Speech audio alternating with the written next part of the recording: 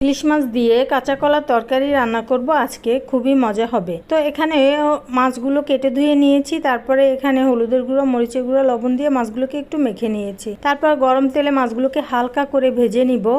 এদিকে মাছগুলো ভাজতে ভাজতে আমি তুলে নিয়েছি, হালকা ভাজা হবে। এখানে যেহেতু তরকারি দিয়ে রান্না করব, সেই জন্য আমি হালকা করেই ভাজি।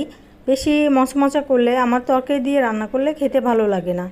তারপর একটু পেঁয়াজ হালকা ভেজে একটু পানি দিয়ে হলুদের গুঁড়ো, মরিচের গুঁড়ো, কাঁচামরিচ, লবণ দিয়ে মশলাটাকে ভালোভাবে কষাবো। তারপর কলাগুলোকে আস্ত ধুয়ে কাটার পরে আর ধুবো না।